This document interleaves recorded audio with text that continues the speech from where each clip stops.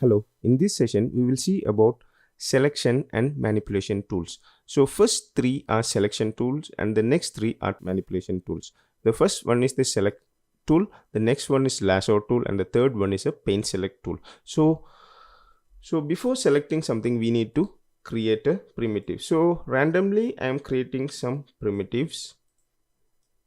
So after creating, how do I select them? I just have to click on top of them to select. If I want to select multiple primitives, I have to press shift and select them. If I want to deselect one primitive from my earlier selection, I just have to press control. So when I press control, you can see there is a minus symbol visible on top of the arrow. So when I click this, the object is getting deselected. This is the use of selection tool. So otherwise I can come here and drag on top of the objects to select. So it may be individual or it may be multiple objects. So when I go to the lasso tool is something similar to our Photoshop lasso tool. I'll come here, I can select objects the way a lasso tool works. So when we double click, there is nothing much over here. The soft selection and symmetry settings we will see when you are working in component mode modelings. So the draw style is open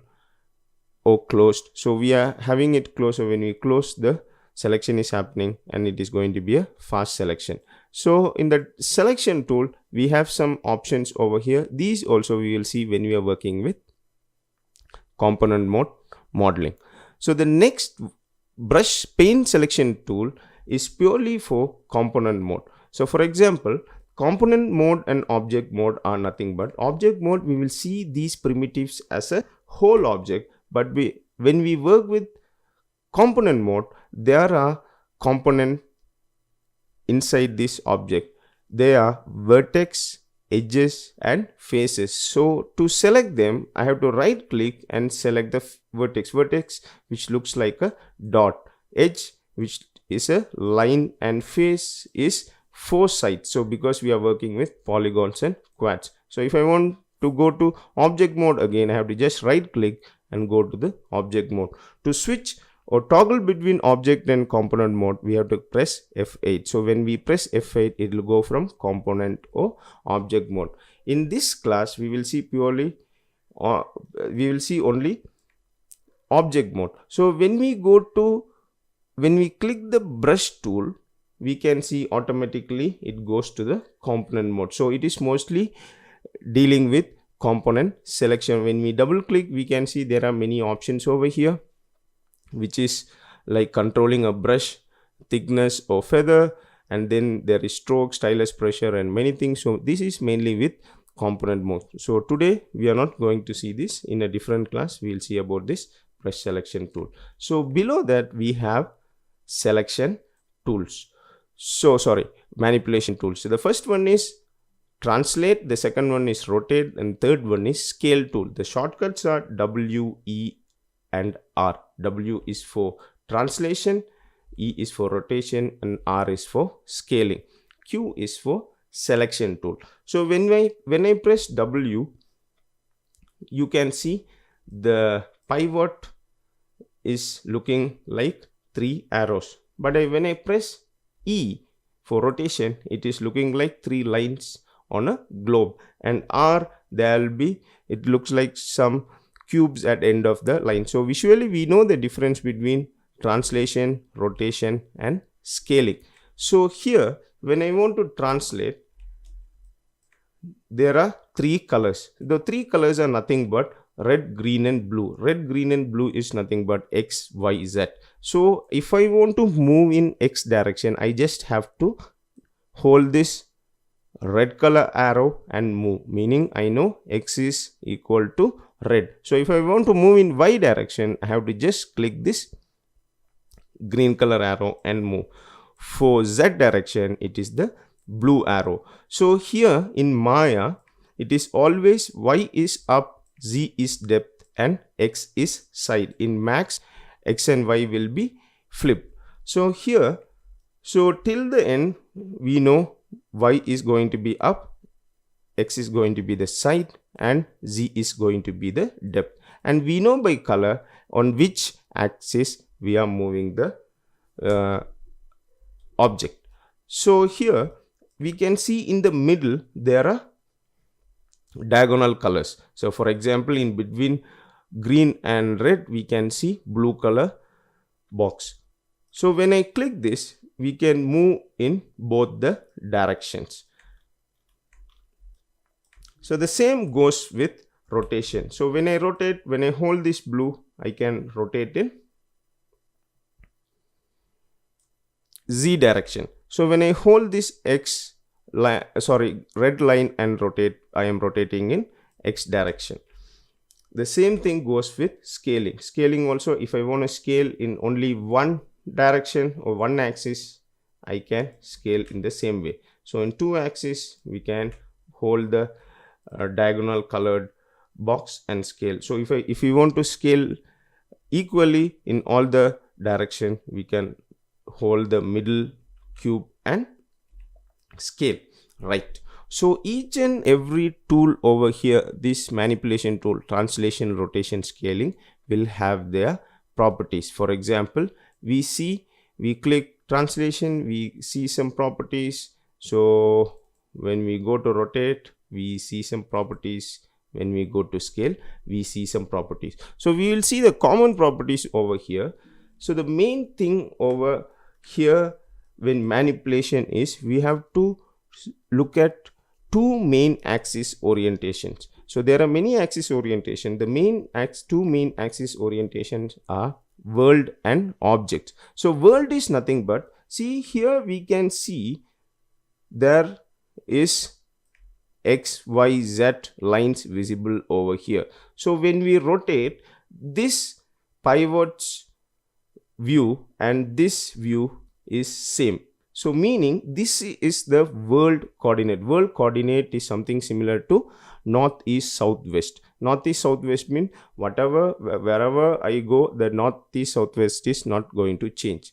But the object coordinate is something like left and right. When I turn, my left and right will change. So but northeast, southwest won't change. So just we will see over here, for example, this is the world coordinate. I am going to rotate this. So I am rotating over here. See, when I rotate over here, I can see it is going in decibel numbers. So if I want the rotation to happen in whole numbers, what do I have to do? So I just have to click this rotate. Here there is something called step snap. So I will make it relative and I will make every 10 degrees it should rotate. So when I come here, you can see when I drag, the rotation is happening for every 10 degrees, right? So now I've rotated it in 30 degrees. So I want to move. So I want to move it in this diagonal direction where something like this, but it is not perfect. So I am not moving it in this diagonal direction. But when I created this cube, this was the top, but it is not changing right now because it is taking the world coordinate. So I just have to double click this option, tool settings, axis orientation. Instead of world, I will go to the object. So when I go to the object, you can see the coordinate or the pivot changes its direction, meaning this was its top when it was getting created.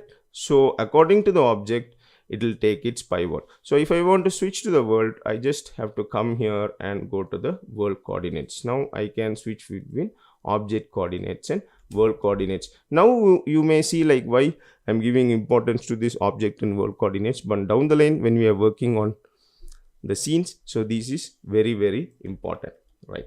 So what is this pivot? So whatever we do, it is taking this pivot's position as the object's position. So now I want to bring this pivot down.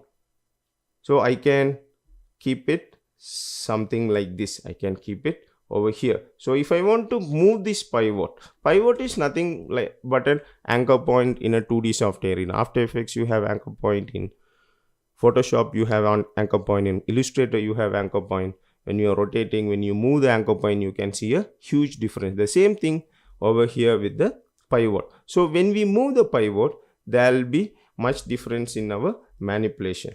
So how do I move the pivot? There are 2-3 methods. One is edit pivot. I can move the pivot. Otherwise, okay, I don't want this edit to happen. I just have to click reset. So the pivot is getting resetted. Otherwise, I can hold D, button D for donkey. I just have to hold the button and drag it down. Right, now you can see our pivot is selected. Right, so our pivot is changed. So I just have to bring the pivot over here. Otherwise, I can press insert and change the pivot. So because of the pivots change, we can see there is a huge change happening in our rotation. So the pivot plays a important role while we are rotating an object. So for example, I want to rotate this in every 30 degree. So relative, I'll make something like a 30 degree. Yes. Now every rotation is going to be a 30 degree rotation. So I want to duplicate this primitive. How do I duplicate? Control D. Now you can see I have duplicated. Now I am going to do a rotation in Z direction in around 90 degrees. So 90 degrees I made a rotation. So I did 2 things over here. First thing, I did a duplicate. Second thing, I did a rotation. So I did 2 things. So now I want the software to repeat my last 2 commands. So how do I do this? I just have to press Shift and D. So when I press Shift and D, it is repeating my last 2 commands. The first command is duplicate. The second command is rotation. So again I press Control D. So because of my pivot movement, I am getting this shape. With the help of pivots movement, we can by manipulating the pivot's position, we can do many things. So for example, when I have the pivot over here, the rotation is like this. But when I move the pivot over here, the rotation will be different, right? So if I want to duplicate this, Control D, rotate, Shift D, and I can click as many times I want to get the result I am intended, right? So this is rotation and changing the pivots, right? So what about scale? So I have a cube over here. I created a cube, right? So earlier we discussed like how we have to name the objects. Always make it a habit of naming the objects and creating the project window. So now I will bring it to the center.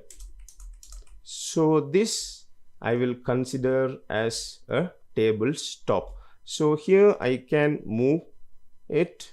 So we can snap these movements by clicking here, snap relative. So every one unit it can be snapped. Constraints we will see when we are working with components. So I'm not going to do any snap over here. I'm just moving it over here, right? So when I come here, it is in the center, and Y direction I moved to get some height. So again I'll come here. So we used scaling to get this result. So if I want to scale it more, I can do it. So at the top I'll come here. Now we couldn't see anything below this rectangular box, so meaning it is in shaded mode. So we have to go to a mode where we can see through this object. So the see through is different, it's called X-ray mode. So we'll go to something called a wireframe mode to see through this object. It is 4, shortcut is 4. So when I press 4, I can see my shaded cube is visible in lines, so we can see whatever we want to do at the bottom. Again, if I press 5, it will come to the shaded view. 4 and 5 to switch between shaded and wireframe view. So now I will rename this top. So I can come here and click rename, or I can rename over here, right? So I'll come here, click this, rename as table top, right? I renamed it. I want to create the table legs. How do I create the table legs? I'll come here. So I want the table legs to be over here, some weird area. So now we are not worrying about measurements or anything, just for reference we are creating something, right? So now I have a leg over here. So this is the width I wanted, but for height I am coming to the other view, so it will be easy for me to get the height. So now I want to scale it. See, when I am scaling, it is scaling from both the sides. Although it is scaling at y direction, but it is going down and up. So I want the scale to happen only towards the tabletop. So this is happening because our pivot is at the center of the object. So I have to change the pivot over here. I'll press D. I'll bring the pivot over here. Again, I'll press D. I'll press R for scale.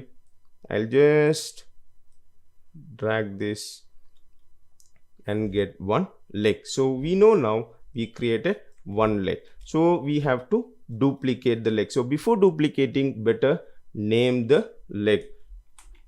Table leg 1. Okay, right. How do we duplicate? Control D and drag it over here. So we don't know whether the distance between here and here are same. No problem. Later we will see that. So again, we know the second cube got the name as table leg 2. So it's better to name the first one itself. So the subsequent ones will be named automatically. So again, I'll press Control D. I'll drag it over here, right? So now we have a table with 4 legs. So we used only translation and scaling along with some pivot changes and only one basic primitive, which is a cube. Using basic primitives and manipulation tools, we can create many objects. So when we are getting into these settings and we did so many things over here, we would have changed the axis orientation, we would have changed the step snap and so many things. So I want to go to the default settings. No problem. You just have to click reset tool, so it will go to its original default values. So always when you are working in a shared computer, make sure all the tool settings you reset before you work, because you don't know what the person before you did with the tool settings, right? So now it is easy for us to select the objects by looking at the names, right? Okay, that's all for today's session. So if you have any doubts, please comment below. We'll see in the next class about component mode and creating basic objects. Thank you very much.